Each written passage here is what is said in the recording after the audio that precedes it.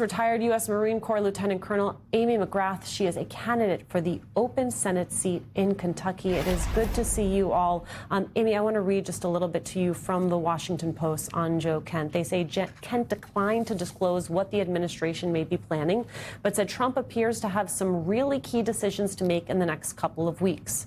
The potential deployment of U.S. ground troops makes me very nervous, he added, citing recent reporting that the president is considering seizing Karg Island, Iran's main hub for oil exports. I just think that would be a disaster, Kent said, of deploying U.S. troops there. It would essentially be giving Iran a bunch of hostages on an island that they could barrage with drones and missiles. Amy, your thoughts?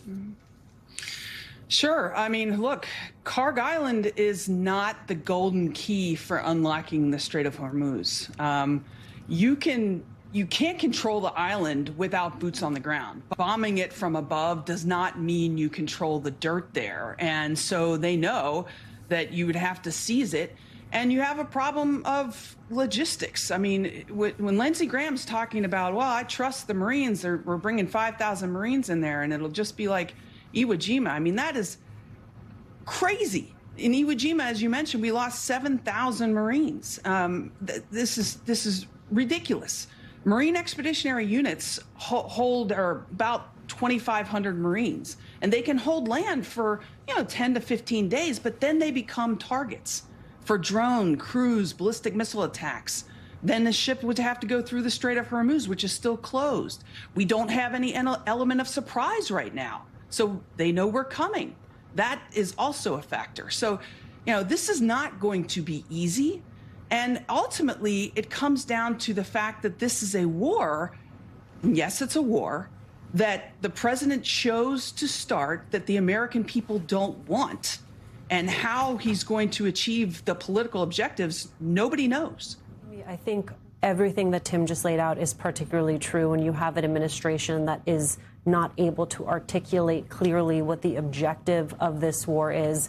You had Senator Tom Tillis, a Republican, suggesting that it's still unclear and that that's a real problem. Watch.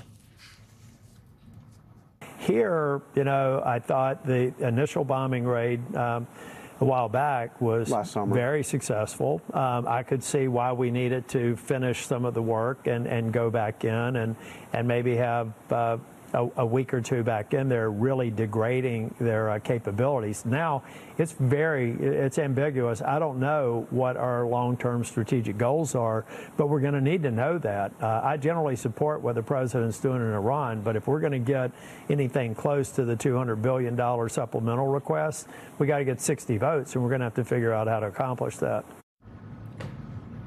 Amy. They need to have I'm sorry, you go ahead, but they need to have a political opposition that is growing up in part to this question of the fact that they have not made it clear to Congress, much less to the American people, what their objective is here. They cannot currently define success.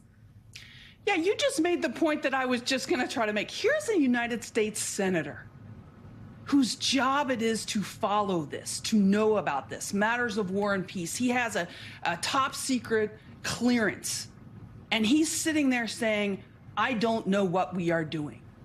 Everybody on the street, people here in Kentucky, they tell me every day, and many are very conservative, have voted for Trump for 3 times.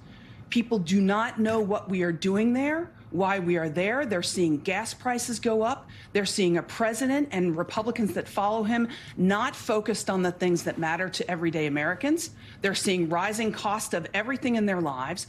And they're seeing this president just making it worse with an almost unwinnable war, another one, in the Middle East. And Claire talked about it earlier. The Affordable Care Act, for example, the credits that we could give people just for health care, for what they want for this war, we could fund that for 6 years. I mean, this is crazy.